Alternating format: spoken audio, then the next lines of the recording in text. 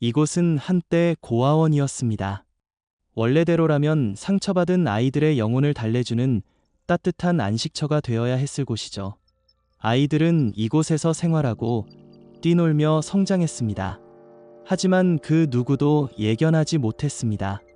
자비로운 마음으로 세워진 이 집이 결국 순진무구한 아이들을 집어삼키는 지옥으로 변하게 될 줄은 말입니다. 그리고 기괴하고 섬뜩한 사건들이 바로 이날부터 시작되었습니다. 이야기는 1863년 늦은 봄, 미국 내전 시기로 거슬러 올라갑니다. 몇 주 전 남부연합의 로버트 리 장군은 버지니아주 챈슬러즈빌 전투에서 눈부시지만 처절한 승리를 거두었습니다. 이 승리는 사기를 높여주었지만 군대의 기력은 이미 바닥난 상태였죠.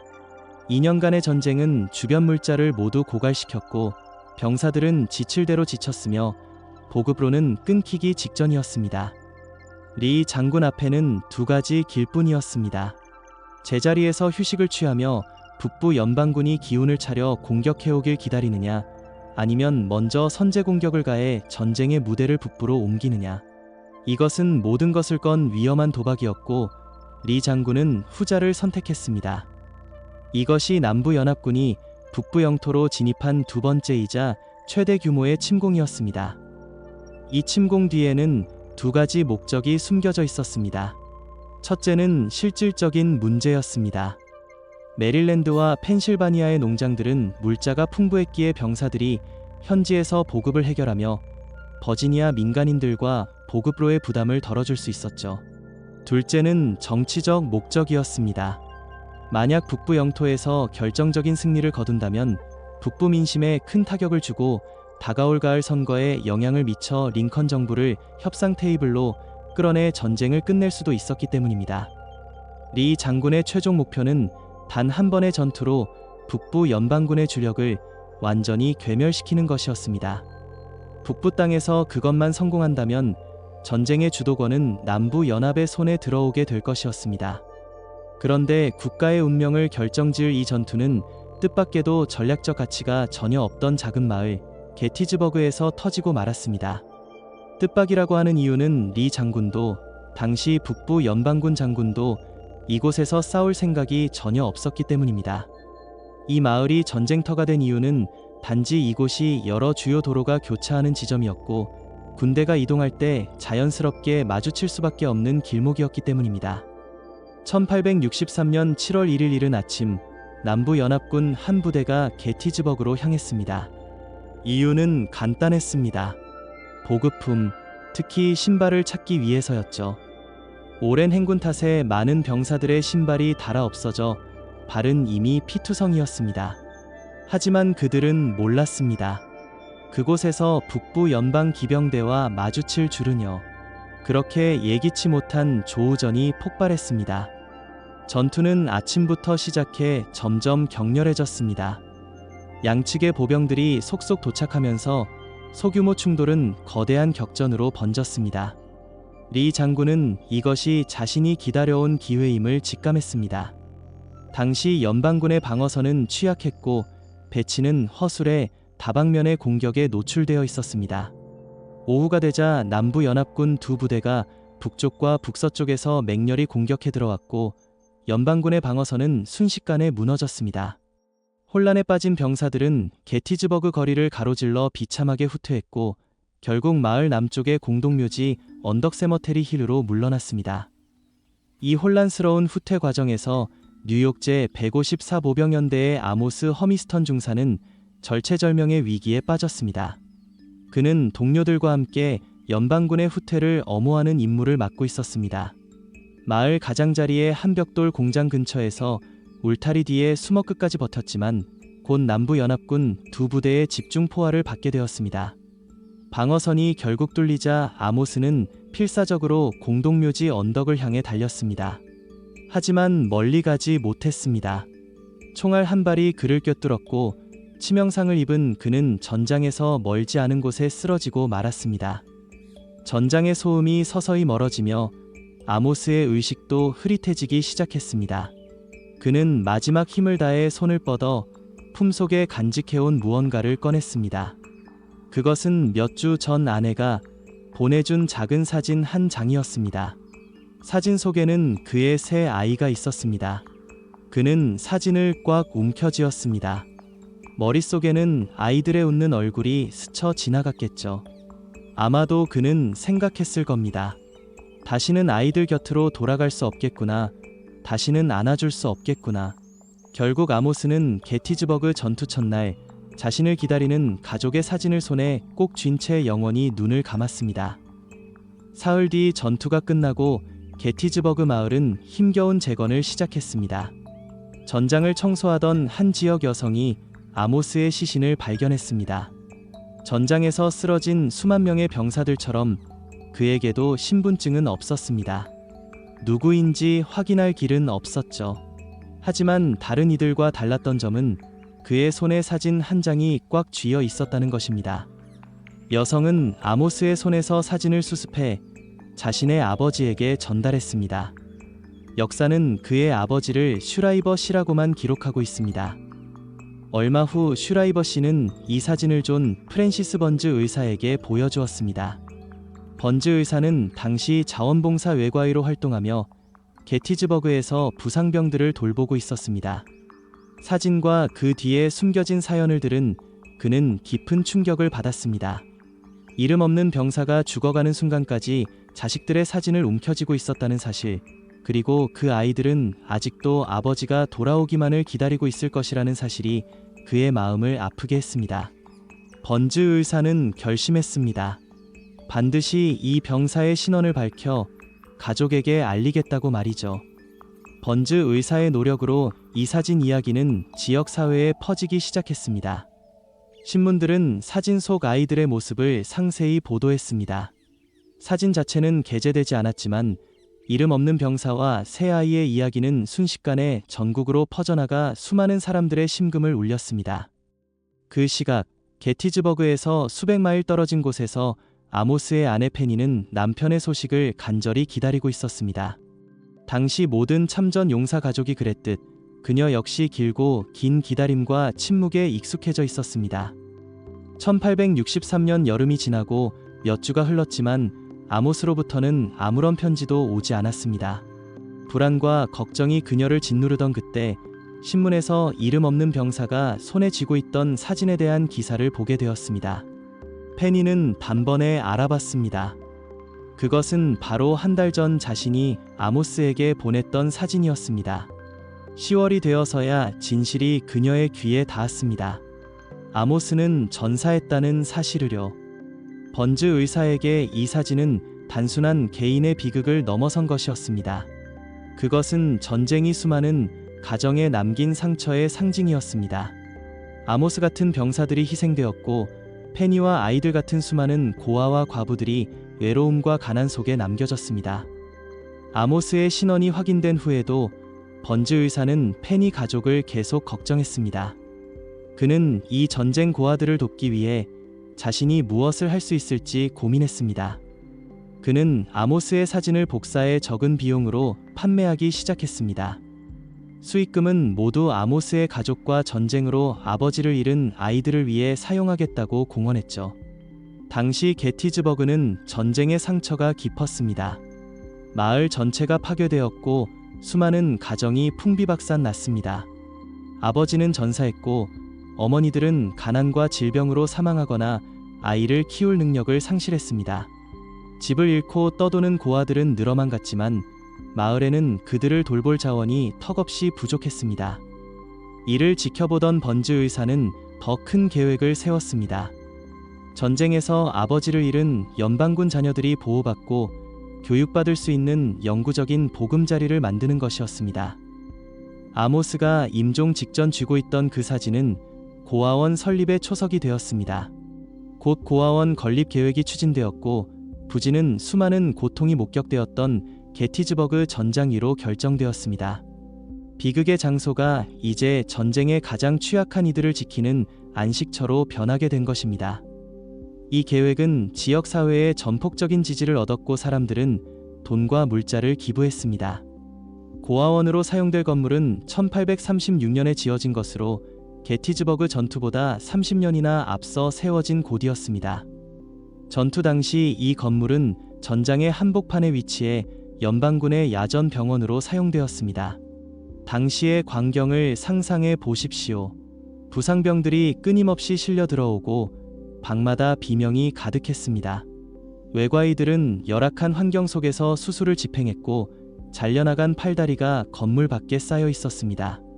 전쟁이 끝난 후에도 죽음의 냄새는 몇 주 동안 마을을 떠돌았습니다. 주민들은 라벤더나 박하유를 적신 손수건으로 코를 막아야만 거리를 다닐 수 있을 정도였습니다.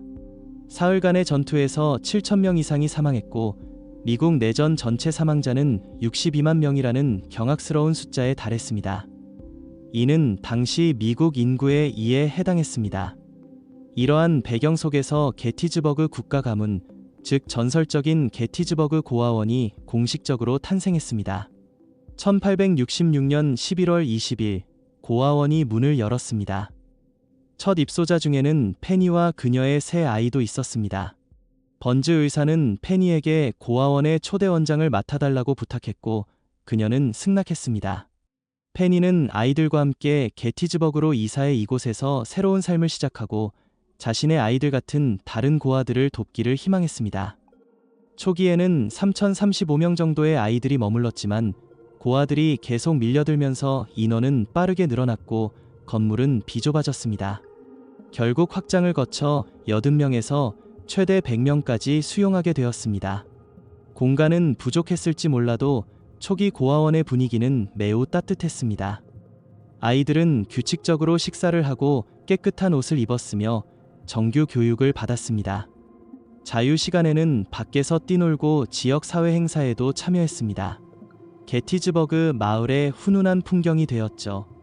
이 성공적인 모습에 나중에는 미국 대통령이 된 율리시스 그랜트 장군 같은 유명 인사들도 방문했습니다. 많은 이들에게 이곳은 전쟁의 상처를 치유하고 고아들을 돌보는 희망의 빛과 같았습니다. 하지만 그 누구도 예상치 못했습니다. 이 빛이 곧 어둠에 완전히 집어삼켜질 줄은 말입니다.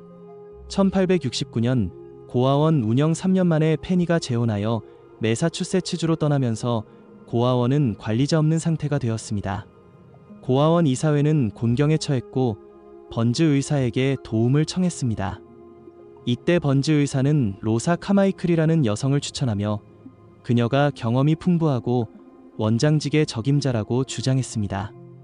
로사는 자신이 아이들을 돌본 경험이 많고 엄격한 훈육관이라고 소개했습니다.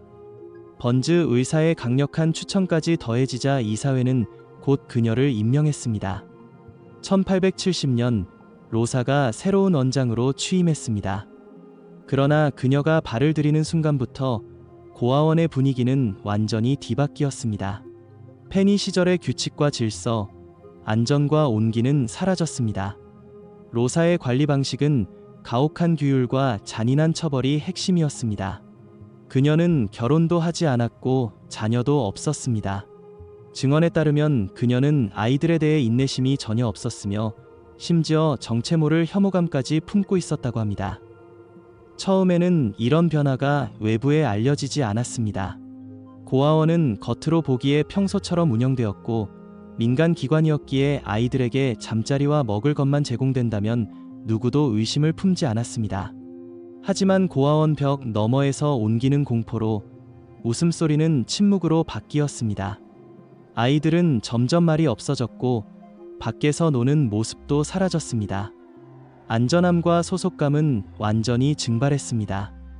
로사는 그곳의 제왕으로 군림했습니다.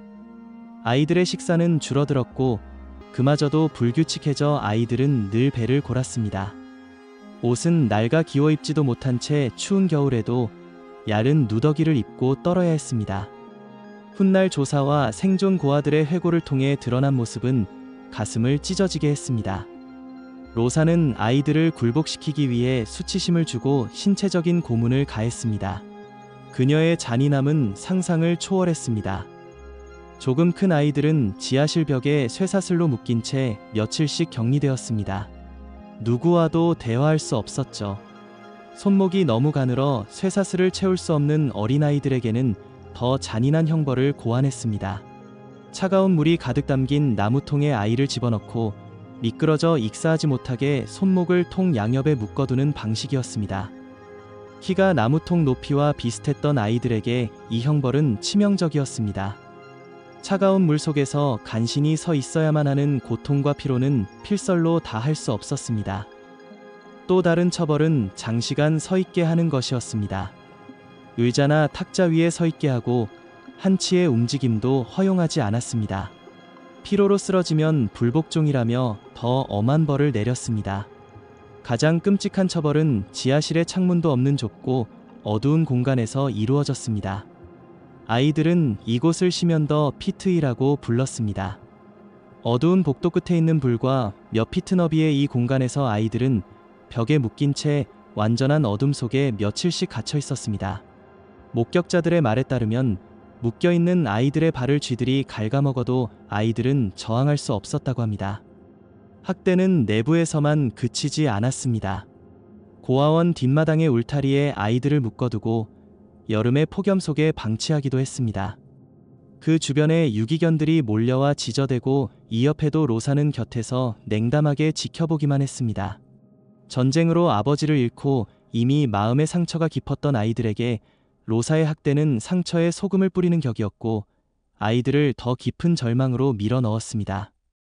이 잔인한 행위는 몇 년간 지속되었지만 누구도 관심을 두지 않았습니다. 만약 일련의 우연한 사건들이 아니었다면 이 어둠의 역사는 영원히 묻혔을지도 모릅니다. 침묵을 깨뜨린 첫 번째 사건은 로버트 터너라는 소년의 죽음이었습니다. 고아원에 살던 소년이 갑자기 의문사한 것입니다.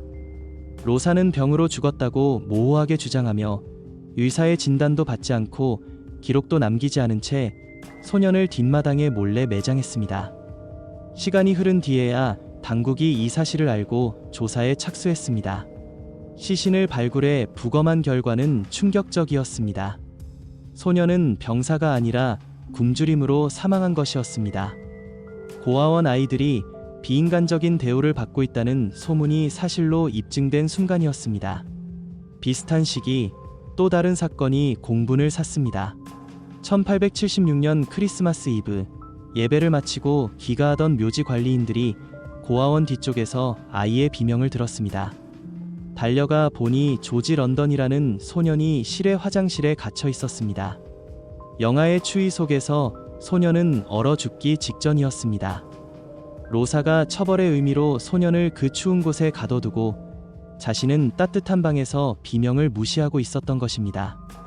아이들은 극도의 절망에 빠졌습니다. 그중 리처드 허치슨이라는 소년이 있었습니다.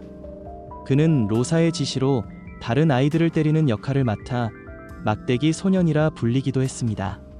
하지만 그것은 살아남기 위한 처절한 몸부림이었습니다. 어느 날 밤 리처드는 로사의 죄를 밝히기로 결심하고 고아원을 탈출했습니다. 그는 약 20마일을 걸어 이웃 마을인 웨인즈버러로 가 당국에 학대 사실을 고발했습니다. 이것은 로사를 무너뜨리는 결정적인 계기가 되었습니다. 1876년 봄, 분노는 정점에 달했습니다. 게티즈버그의 연례 행사인 현충일 행진에 고아원 아이들이 나타나지 않은 것입니다. 예년 같으면 아이들이 묘지에 꽃을 바치는 모습이 행사의 가장 감동적인 부분이었는데 아이들의 빈자리는 즉각 시민들의 의구심을 샀습니다. 사람들은 아이들의 행방을 묻기 시작했고 운영 상태의 의문을 제기했습니다. 결국 조사단이 투입되었고 로사는 아동학대 혐의로 체포되었습니다. 하지만 법정 결과는 실망스러웠습니다. 로사는 크리스마스 이브의 조지를 화장실에 가둔 혐의 단 한 가지만 유죄 판결을 받았습니다. 벌금은 고작 $25였습니다. 게티즈버그를 떠나라는 명령이 내려졌지만 수년간 고통받은 아이들에게 그 처벌은 너무나 가벼웠습니다. 로사는 모든 혐의를 부인하며 자신의 명예를 훼손하려는 음모라고 주장했습니다. 그녀는 떠나기를 거부하며 몇 달 더 고아원에 머물렀습니다. 아이들에게는 또 다른 악몽의 시간이었습니다. 그러던 어느 날 로사가 갑자기 사라졌습니다. 처음 나타날 때처럼 흔적도 없이 사라진 것입니다. 마을에는 온갖 추측이 난무했습니다. 이름을 바꾸고 다른 곳에서 새로 시작했다는 설, 번즈 의사의 도움으로 숨어버렸다는 설, 분노한 주민들이 사적인 제재를 가해 그녀를 살해하고 들판에 묻었다는 설 등이 돌았지만 증거는 없었습니다. 그녀의 행방은 역사의 먼지 속으로 사라졌습니다. 로사가 사라진 뒤에도 어둠의 진실은 바로 밝혀지지 않았습니다. 그러다 1877년 6월 필라델피아의 한 신문이 아이들이 겪은 학대를 상세히 보도하면서 세상에 알려졌습니다. 대중의 감시가 엄격해지자 고아원에 대한 신뢰는 바닥을 쳤고 결국 1877년 12월 고아원은 영원히 문을 닫았습니다.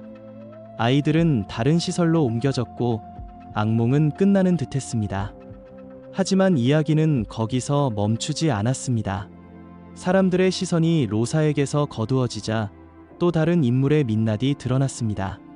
바로 자선가로 칭송받던 번즈 의사였습니다. 그의 자선은 치밀하게 계획된 사기극이었습니다.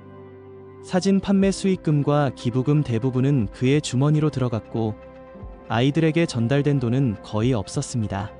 더욱 파렴치한 것은 아모스가 마지막 순간까지 쥐고 있던 그 소중한 사진조차 팬이 가족에게 돌려주지 않았다는 점입니다.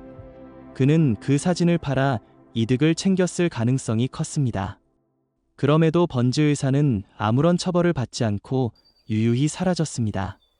세월이 흘러 모든 것이 끝났다고 생각할 무렵 한 탐험가가 충격적인 사실을 언론에 알렸습니다.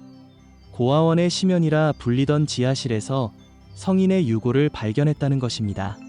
다리는 벽에 쇠사슬로 묶인 채 처참한 모습이었습니다. 혹자는 그것이 로사가 아닐까 의심했지만 당시 기술로는 신원을 확인할 수 없었습니다. 그 후로 이 건물에는 영혼에 관한 소문이 끊이지 않았습니다. 방문객들은 지하실에서 갑자기 기온이 떨어지거나 압도적인 슬픔과 억압된 공포를 느낀다고 증언합니다. 아무도 없는 방에서 아이들의 미세한 속삭임과 울음소리를 들었다는 이들도 있습니다. 누군가 자신의 바짓가랑이나 치맛자락을 잡아당기는 느낌을 받았는데 마치 도움을 요청하는 작은 손길 같았다고 합니다. 먼지가 쌓인 창문에는 아이들의 것으로 보이는 작은 손자국들이 나타나기도 합니다. 가장 자주 목격되는 것은 낡은 옛날 드레스를 입은 어린 소녀의 유령입니다. 소녀는 말없이 서서 앞을 응시하다가 허공으로 사라지곤 합니다. 많은 이들은 그녀가 로사에게 학대받아 숨진 아이 중 한 명일 것이라 믿습니다. 또한 로사의 유령을 보았다는 목격담도 있습니다. 큰 체구의 엄한 표정, 생전의 모습 그대로 말이죠. 오늘날 이 건물은 세계적으로 유명한 심령 스팟이 되었습니다. 게티즈버그 전투의 역사와 고아원의 어두운 과거를 동시에 보여주는 장소가 된 것이죠. 놀라운 점은 최근인 2025년에도 건물 보수 공사 중 어린이의 것으로 추정되는 갈비뼈가 발견되었다는 사실입니다. 이 발견은 과거의 상처를 다시 들춰냈고 아직 밝혀지지 않은 비극이 더 많음을 시사했습니다. 우리는 그곳에서 얼마나 더 많은 끔찍한 범죄가 일어났는지, 아이들이 얼마나 큰 절망을 견뎠는지 영원히 다 알지 못할 것입니다. 게티즈버그 고아원의 이야기는 극단적인 선의로 시작해 극단적인 악으로 끝난 모순의 역사입니다. 구원의 장소가 되어야 했을 곳이 결국 인간 사냥터가 되어버린 비극입니다. 오늘 이야기는 여기까지입니다. 들어주셔서 감사합니다. 좋아요와 구독, 알림 설정 잊지 마시고 그럼 다음 시간에 뵙겠습니다.